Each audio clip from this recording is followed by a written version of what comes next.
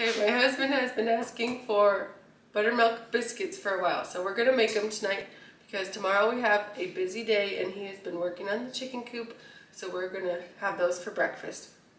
But I wanted to make them tonight because I didn't want to have to deal with it in the morning. It's not very hard, but it just takes some time.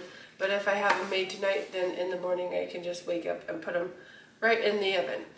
The best recipe that I have found is Chef John's buttermilk biscuits on all recipes, and he tells you how to laminate the dough, and that's what gives it the flaky layer. So we're going to do that today. And I didn't have any buttermilk, so I just got out some just some whole milk that we have and some lemon juice. We're just going to squirt some lemon juice in this milk and have it sit for a little bit. We're going to do about 2 tablespoons because we have about like a cup and a half. And then we're going to give this a good shake, and this needs to sit for about 10 minutes before it will like mimic what the what buttermilk is. The lemon juice will curdle the milk and it will be like the same texture that buttermilk is. So we're just going to let this sit off to the side for a little bit. This is a fairly simple recipe. It only has flour, baking powder, baking soda, salt, buttermilk, and butter and flour. But because I'm using kamut today, I'm going to make the cups a little bit scant because I don't want the biscuits to be too dry.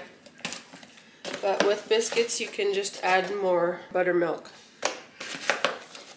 if you feel that it's too dry.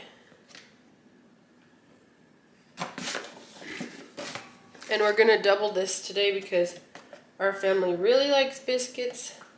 And you can just easily put these in the freezer, and then when you can actually cook them from frozen, and that works pretty good. Huh?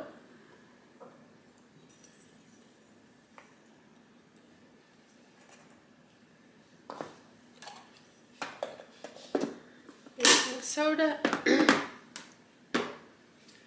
and the salt.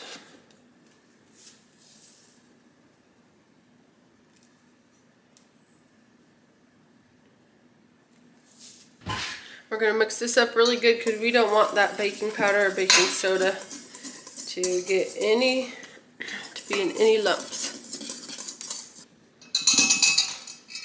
Okay, I'm going to get my butter out of the freezer. I cut my butter up and then I put it in the freezer because it was in the fridge beforehand, but it was feeling a touch soft, so I put them back in the freezer because we don't want to overwork the butter. We want the butter to stay in like pea-sized crumbles instead of getting all mixed in.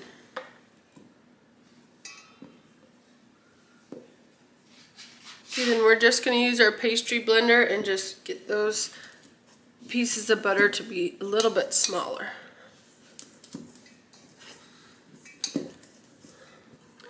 Okay, I feel like this is pretty good for the sizes of butter. They're just pretty small. Okay, our whole milk with lemon juice has been sitting for about 10 minutes now. You might be able to see that it has like some chunks in it now, which doesn't sound very appetizing, but that's what we need. So I put in more than I need, so I'm just gonna pour it to about here.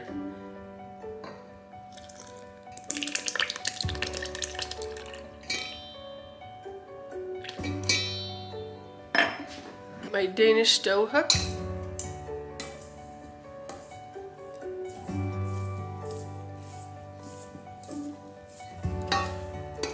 This is starting to look pretty good, so I'm going to take out the big chunks that are already hydrated, and then I'm going to leave the dry stuff, and I'm going to add more buttermilk or the milk with lemon juice in it, and then we'll add some of that to the dry stuff.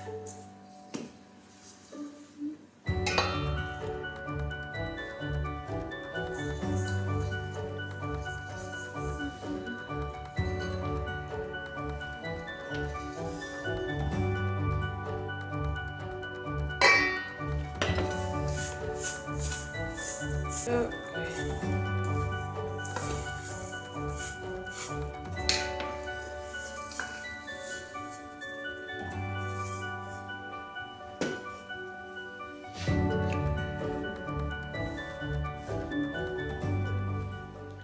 To make the good layers in biscuits, we're going to make this into a rectangle and roll it out and then fold it on itself so that we make layers.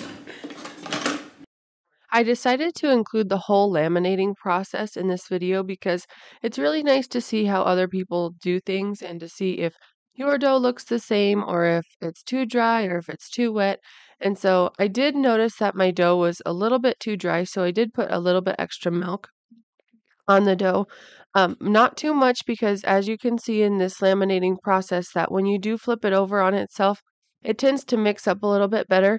And so you don't want to start with a really wet dough or else by the end, it's not going to have very good layers and it's going to be more like it's a mixed dough instead of layery. The first time that I made this recipe, I was not convinced that after laminating it a couple of times that the dough would come together because it seemed really dry. But after I did do it exactly how they told me to, I was pleasantly surprised that it did come together, that it didn't seem to fall apart or anything like that. And at the end of this, you will see that the dough is completely combined. And as you fold it over on itself, you can see that the butter becomes really thin, and that's what creates those nice flaky layers. I like good food and I like to make good food, but I'm also a little bit lazy. So when it comes to cutting these out, I don't do circles. I just do squares because they fit in pans better and I don't have to recombine the dough in order to make, after the first batch is done and all the extra pieces are there, I don't have to recombine the dough to make any more biscuits, because the more you combine them, the more you touch them, the tougher that they're going to be. If you want to really be able to see the layers in your biscuit, use a floured knife to do this. When you do it just with this blunt edge, it kind of seals the layers together on the edges. But if you use a floured knife, it won't seal the dough when you cut it. So before I cook these, I'm just going to cook a few for right now for just a little treat, but I'm going to put the rest of them in the refrigerator. And then in the morning I can just put the pan right into the oven.